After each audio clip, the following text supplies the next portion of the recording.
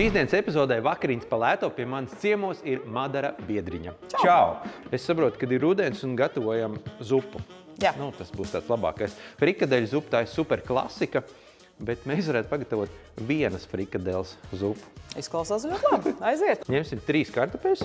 Tad es drīkst jau sākt darboties? Jā, burkānus un tos kartupeļus mēs griezīsim un arī seleriju mēs griezīsim zirnīšu lielumā.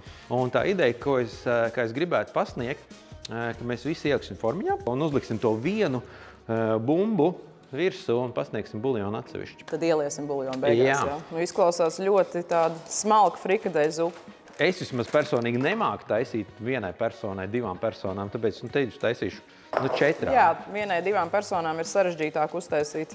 Un starp citu nav arī izdevīgi. Ko Madara dara ikdienā? Es zinu, ka ir ļoti daudz ēst gatavošanas un gan meistarklases, tu piedalies daudz un dažādos šovos un vispār. Kāda tev tā ikdienas rutīne? Lai cik tas neticami būtu vai nebūtu, es ļoti daudz sportoju. Daudz sporto. Jā, es ļoti daudz sportoju, lai kaut kā uzturētu visu to, ko es ēdu. Arī formā, jā. Jo es ēdu ļoti daudz. Gan savās meistarklasēs, gan ārpus tām, un man garšo ēst. Un tāpēc es vispār ar šo nodarbojos, tāpēc, ka man tiešām garšo ēst. Man ir arī zirgs. Tas aizņem diezgan daudz laika, un līdz ar to man sanāk daudz braukāt uz stāli. Man abas 2 meitas, jā, ir zirgiem. 3 bērni vispār paņem savu, un virs, un suns, un kaķis. Un jā, tā kā darīt ir visu laiku, ko. Bet jā, manas šīs gaitas ar ēst gatavošanu ir dažādas.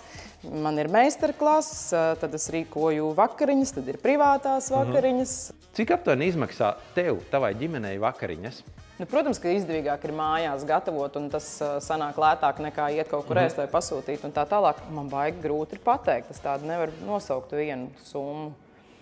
20. Tāpēc, ka man katrs ēd kaut ko citu, un es, diemžēl, viņus esmu izlutinājis. Sevišķi tas attiecas uz brokastīm. Viens nēd ceptsols, viens nēd olu kulteni, vienam vajag obligātu rudzu maizi, vienam vajag avokādo. Es gaļu esmu īstenībā uztaisījis. Viņu paņēmu, sajaucu kopā ar garšvielām, kas ir potato seasoning, kartupeļu garšviela. Es ņemšu eļļu un sākšu cepināt.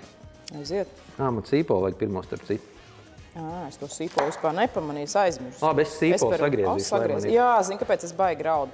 Kā tu griezīsi to sīpolu arī tā kā Es arī kubiņos griezīšu. Atgriežoties pie tām meistarklasēm. Pastāst, kādas viņas vispār ir? Es esmu pamanījis, ka cilvēkiem ēst gatavošanas tiešām sagādā ļoti lielas problēmas. Un tas ir tas, ko es mēģinu dot tālāk, tās pašas pamatzināšanas. Piemēram, tikko man bija gaļas meistarklase, kur mēs gatavojām 4 dažādas gaļas ēdienas, sākot ar vistu, steiku, lielopu karpačo un tā tālāk. Nākamā man būs pa zivīm.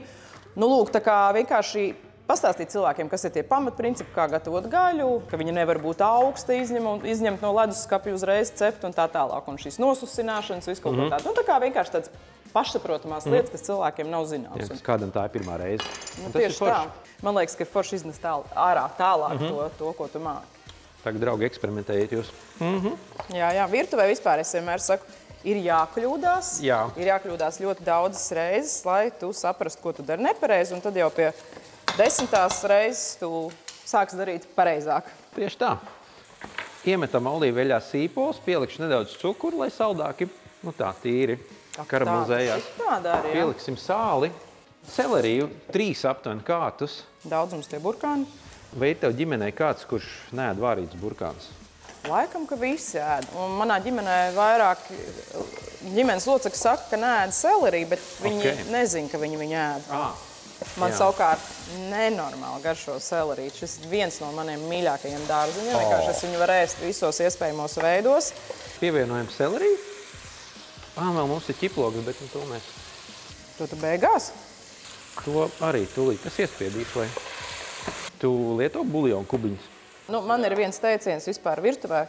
Mēs nedzīvojam ideālā pasaulē. Un es domāju, ka ir jebkādas daudzas atkāpes no normas ir atļautas, un man liekas, ka buljonu kubiņam nav nevainas. Protams, es varbūt negatavoju katru vakaru ar viņu, bet nav laika, tad mierīgi. Tā, varam mest iekšā. Un es pievienošu tad ūdeni, lai viņš sāk varīties. Un izveidosim bumbu gaļas. Super. Tā. Un tos zirnīšus, kad mēs liekam pašās beigās? Kopā ar bumbu. Viņi jau ir blanšēti. Mums ir dilles, apsien apkārt atpakaļ un iepeldinam iekšā. Ideāli būs forši pastiprināt garšu. Tā skaņa, protams, ja aizver acis, nevar saprast, ko jūs tur darat, vai ne? Zini, kā es vēl daru? Ir tās slinkās frikadeles, kad vienkārši vienkārši samet iekšā. Bet, it kā jau nav estētiski. Nē, tā arī var. Tā arī var. Tas jau baigi nemainīs. Kaut gan garša maina, tas izskats bišķiņ. Maina. Šis iet iekšā. Kādu domā, cik ilgi jāpār? Es teikšu, kāds 7 līdz 10 minūtes, jā. Izņemam to dilli. Tu vari ielikt zirnīšus uzreiz iekšā, lai viņi sāk tur. Varam servēt. Madara, paldies, ka paviesojies Gardēžu virtuvē, un mēs uztaisījām tādu, teiksim, veco laiku zupu. Jaunās versijās. Ļoti labi, man liekas, forši sanāca. Un novēl tev, lai tās meistarklases ir vairāk, un cilvēki tiešām pievēršās tai ēst gatavošanai ar vien vairāk un gatavo un ēd veselīgāk. Paldies tev! Paldies! Šodien es pie sevis uzaicināju Līvu, manu senu, labu draudzeni. Mēs esam draudzenes jau no 5. klases. Šodien mēs pagatavojām zupu, tādu pavisam vienkāršu, ar vienu frikadeli. Tad pagaršosim, kā mums sanāca, un tu pateiksi, vai tu vispār garšo.